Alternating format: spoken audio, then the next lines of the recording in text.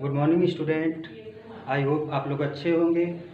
आज class 8 subject SST और topic का नेम है मॉडर्न पीरियड। तो फर्स्ट ऑफ ऑल हम लोग पहले समझे कि मॉडर्न पीरियड कहाँ से स्टार्ट हुआ। Modern period started from the 18th century. 18वीं शताब्दी से मॉडर्न पीरियड स्टार्ट हुआ। इस दौरान इस पीरियड में बहुत सारे मूवमेंट्स और रिवोल्यूशन हुए और इस पीरियड की 3 प्रमुख फीचर्स हैं। There are three main features of this period. First industrialization, second colonization and third urbanization. Industrialization means इस पीरियड में जो वस्तुओं का गुड्स का जो प्रोडक्शन था वो इंडस्ट्री में होने लगा और बहुत बड़े पैमाने पर किया जाने लगा। कॉलोनाइजेशन मीन्स बहुत सारे जो स्ट्रांग पावरफुल कंट्रीज थी उन्होंने छोटे और वीक कंट्रीज को कंट्रोल करना प्रारंभ कर दिया। और लास्ट फीचर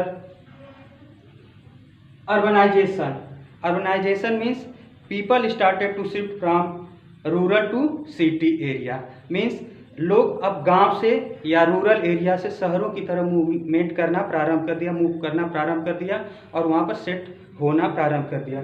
इसलिए हम कह सकते हैं कि there are 3 main features of the modern period. First industrialization, second colonization and third urbanization. और जो इंडस्ट्रियलाइजेशन सबसे पहले स्टार्ट हुआ था इंग्लैंड में। Industrialization started from the England and slowly it covered to all Europe। अब उसके बाद इंडिया में मॉडर्न पीरियड कब स्टार्ट हुआ? इंडिया में भी मॉडर्न पीरियड 18th सेंचुरी में ही स्टार्ट हुआ। उस समय 18th सेंचुरी में उस समय मुगलों का रूल यहाँ पर था।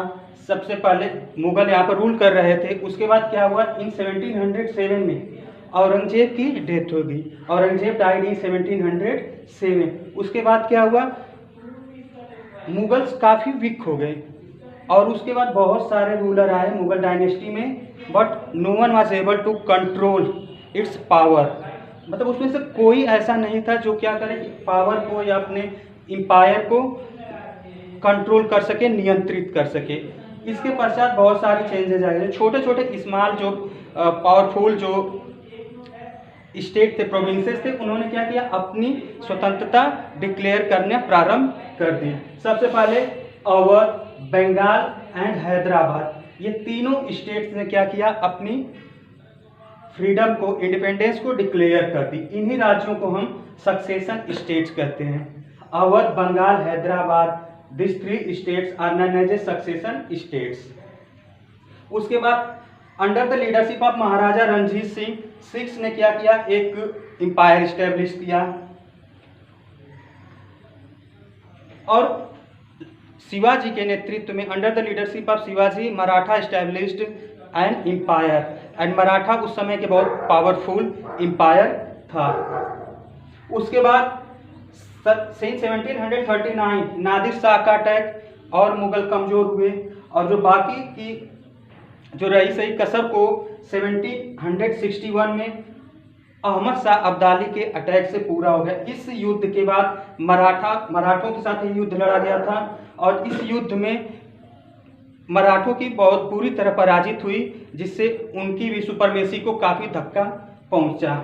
उसके बाद आता है नंबर अंग्रेज का। अंग्रेज व्यापार करने आए थे, लेकिन यहाँ की पॉलिटिकल कंडीशन को देखकर उन्होंने यहाँ पर एक एम्पायर स्टैब्लिश करने की सोची। और first of all in the battle of Plassey britisher they defeated the nawab of Bengal. और उसके बाद बक्सर, उसके बाद सेकेंड युद्ध हुआ बक्सर में। इसमें वंस अगेन उन्होंने क्या किया, ब्रिटिशर्स ने इंडियन रूलर्स को हराया और एक तरह से यहाँ पर एक प्रोमिनेंट पावर के रूप में उभर कर आए। तो ये मॉडर्न पीरियड है। Modern period started from the 18th century. इसके 3 मेन फीचर्स थे, हमने बताया आपको, industrialization, colonization and urbanization. Industrial revolution start हुआ था इंग्लैंड से। उसके बाद इंडिया में जब मॉडर्न पीरियड की हम बात करते थे, ये स्टार्ट हुआ था 18th सेंचुरी में। और 18th सेंचुरी में इंडिया में मुगलों का राज था, लेकिन औरंगजेब के after the death of Aurangzeb no one was able to control Mughal empire. उसके बाद जो स्टेट्स थे वो अपनी फ्रीडम या इंडिपेंडेंस डिक्लेयर कर दिए। First of all Awadh, Bengal, Hyderabad, ये 3 स्टेट थे जिन्होंने अपनी फर्स्ट ऑफ ऑल सबसे पहले स्वतंत्रता को डिक्लेयर किया। इन्हीं स्टेट्स को सक्सेशन स्टेट्स कहते हैं। तो ये जो टॉपिक पढ़ाया गया इसको आप नोट कर लीजिएगा और नोटबुक बनाना मत भूलिएगा। धन्यवाद।